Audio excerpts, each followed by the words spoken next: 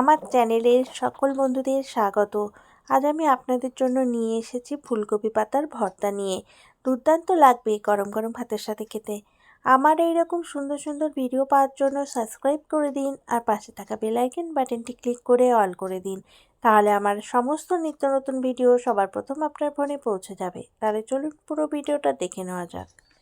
ফুলকপি পাতার ভর্তা তৈরি করার জন্য সবার প্রথম ফুলকপির পাতা নিয়েছি এতগুলো। ফুলকপির পাতাগুলো এরকম মিডিয়াম সাইজের হলে ভালো হবে, খুব বেশি বুড়ো হলে খুব একটা খেতে ভালো লাগবে না, আর কচি পাতা খেতে তো ভালো লাগবেই। এবারে ফুলকপির পাতার যে ডাঁটি আছে সেই ডাঁটি থেকে পাতাগুলো এইভাবে আমি ছাড়িয়ে নেব।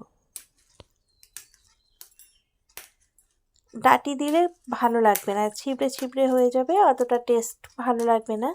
তো শুধু পাতাগুলোই নিলে খেতে ভালো লাগবে, তাই পাতাগুলো ছাড়িয়ে নিচ্ছি।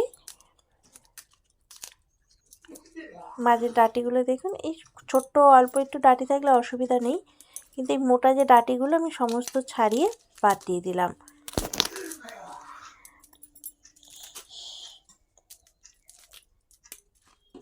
এইভাবে সমস্ত পাতা ছাড়িয়ে নিলাম।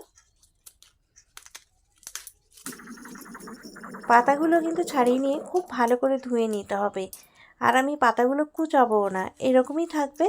পাতাগুলো খুব ভালো করে এবার ধুয়ে নেব। এতগুলো পাতা হয়েছে, এবারে জল বসিয়ে দিয়ে দেব। তার জন্য একটা পাত্র বসিয়ে দিয়েছি আর জল দিয়ে দিলাম, আরেকটু জল দিয়ে দিলাম। এবারে ফুলকপির পাতাগুলো সমস্ত দিয়ে দিচ্ছি, নুন দিয়ে দিলাম। নুনটা হাত দিয়ে এইভাবে আমি জলে গুলিয়ে দিচ্ছি। আপনারা হাত দিয়ে যেন এইভাবে দেবেন না, গরম জল থাকলে হাতে পুড়ে যেতে পারে। আরেকটু জল দিয়ে দিলাম। কতটা জল হয়েছে বোঝার জন্য আমি একটু হাত দিয়ে দেখে নিচ্ছি। এটা আপনারা করলে সাবধানে করবেন, নাহলে জল আগে দিয়ে তারপরে গ্যাসে বসাবেন। এবারে ঢাকা দিয়ে পাতাগুলো সিদ্ধ করে নেব। কিছুক্ষণ পর আবার ফিরে এলাম।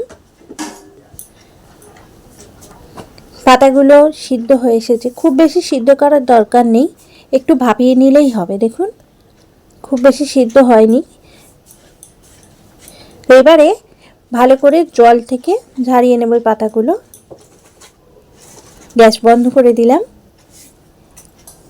কড়া বসিয়ে দিয়েছি আর সর্ষের তেল দিয়ে দিচ্ছি। কালো জিরে দিয়ে দিলাম, কালো জিরেটা একটু বেশি পরিমাণে দিলে খেতে ভালো লাগবে। তেল গরম হয়ে গেছে, কালো জিরেও ভাজা হয়ে গেছে। তারপরে এই পাতাগুলো জল থেকে ভালো করে ঝারিয়ে নিয়ে তারপরে দেবেন।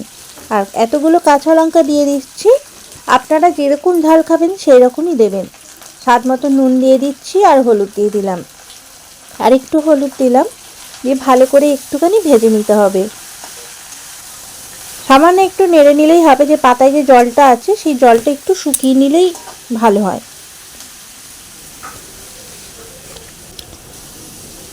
আর নুন দেওয়ার সময় অবশ্যই খেয়াল রাখবেন, আগে কিন্তু নুন দিয়ে পাতা সিদ্ধ করা হয়েছিল, সেই হিসাবেই নুনটা দেবেন। আর বেশি ভাজার দরকার নেই। এবারে আমি পাতাগুলো তুলে নেব। পাতা থেকে দেখুন জল নেই।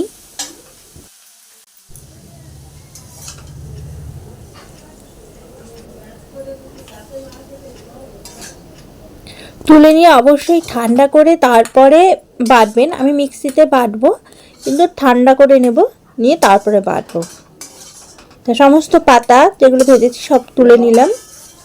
গ্যাস বন্ধ করাই আছে, দেখুন এতটাই হয়েছে। গ্যাস জ্বালিয়ে দিলাম, আবার সর্ষের তেল দিয়ে দিচ্ছি, একই কড়াতেই করে নিচ্ছি। আর ফোড়নে কিছু দেওয়ার দরকার নেই, যেহেতু কালো জিরে ফোড়ন দেওয়া আছে।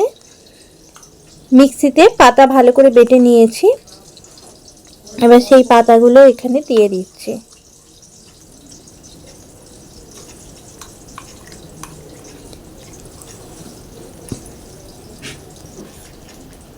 সমস্ত পাতা বাটাগুলো এখানে দিয়ে দিলাম।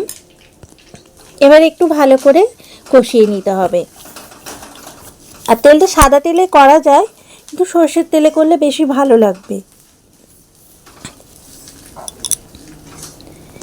পাতার কালারটা দেখুন চেঞ্জ হয়ে আসছে।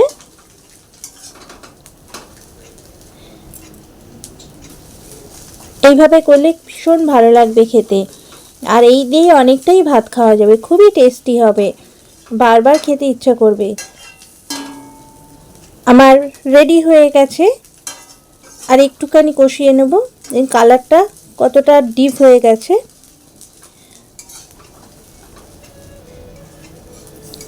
আমার হয়ে গেছে, একদম রেডি। এইবারে তুলে নিচ্ছি। আমার ভিডিওটা যদি আপনাদের ভালো লেগে থাকে লাইক করে দেবেন, আর কমেন্ট বক্সে জানাতে ভুলবেন না কিন্তু, আর বন্ধুদের কাছে অনেক অনেক শেয়ার করে দেবেন।